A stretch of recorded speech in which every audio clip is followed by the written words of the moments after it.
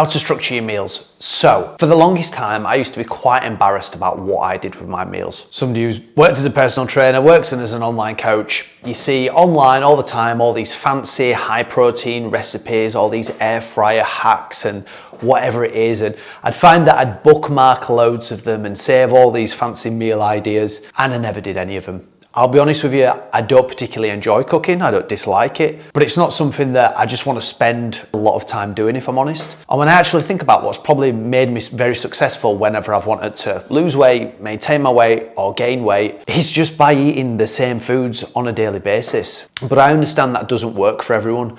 So I'm going to show you what I do with my clients and what I do with myself and how to structure your meals. Because when you actually break it down, if I was to ask you now over the last, let's say 2 to 3 weeks, what meals have you eaten? Unless you're eating out at restaurants or getting takeout a lot, you've probably eaten the same foods or same meals on a regular basis. But when somebody says, oh, you need to eat the same foods on a day-to-day basis, or you need to eat similar meals, it sounds boring and like, I can't do that. And I understand that there is some fussy eaters, and for some of the stuff I'm going to say today, it probably won't apply to you. But for most people, if you set your meals up like this, then it's just going to make it a lot easier for yourself and take away that decision fatigue of what to eat on an evening, what to eat for lunch or breakfast. So there's 6 steps that we need to go through in order to set this up. So for the first step, we need to start at the end.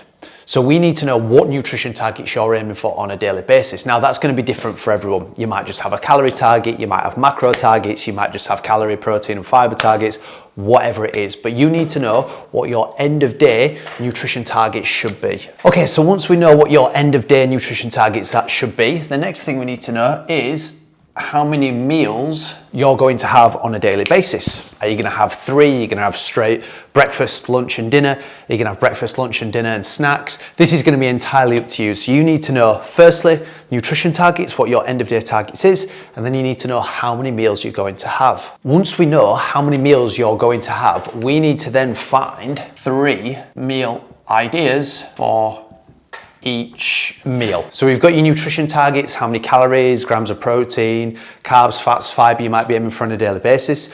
We know that you're going to have, let's say, 4 meals per day. So we're going to have breakfast, lunch, dinner and snacks.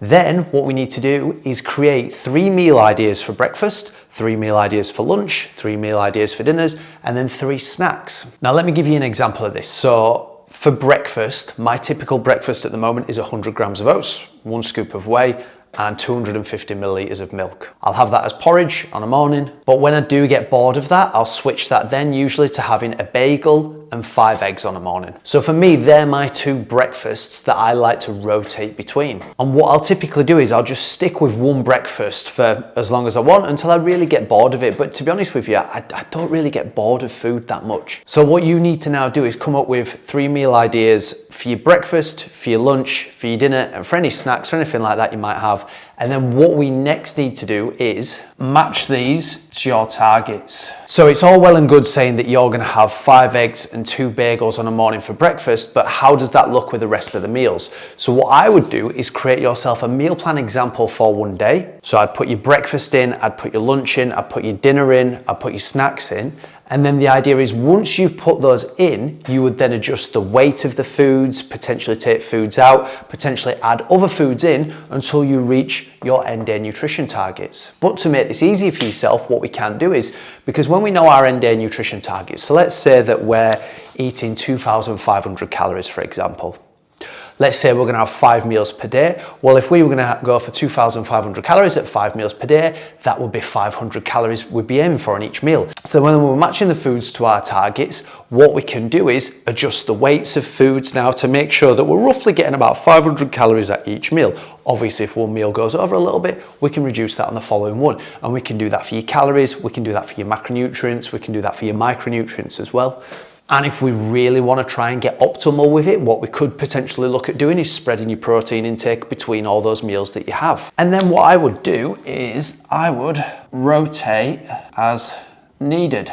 So let me explain with that. What I would do is I would pick 1 breakfast I'm going to go with, 1 lunch I'm going to go with, 1 dinner I'm going to go with, and then my options of snacks. I'd have that, match that to my macros. I'd follow that for as long as I wanted. So it might be a case if I follow that for a week, I get a bit bored, so I swap it round to one of the other days, or I bring in the other breakfast and leave the other lunch and dinner. But I now know that I've got 3 meal ideas for breakfast, for lunch, for dinner, and for my snacks that I can rotate through and have there. That way it's taking decision fatigue out, and I know that if I follow those meals that I'm going to reach my end targets. Okay, so now some of you are going to be saying, well, that's still pretty boring and quite restrictive, but once you've created this almost like database for yourself, it allows you to then go off plan.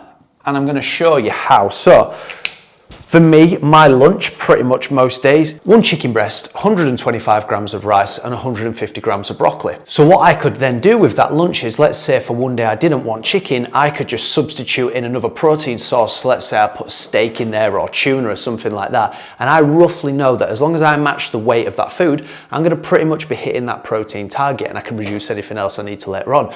Well, let's say one day at lunch instead I don't want the rice and I want, let's say, sweet potato or something like that. Well, I can take the rice out, put sweet potato, because I know that's a carb dominant food. So what you would then do is go off plan with the most predominant food group. So if you're wanting to then, let's say at breakfast time, you're not wanting bagels anymore. Let's say you're wanting Weetabix there or something like that. So you put Weetabix in, but obviously then we're missing the protein from our eggs. Well, okay, we could have Weetabix and we could have whey protein shake in it.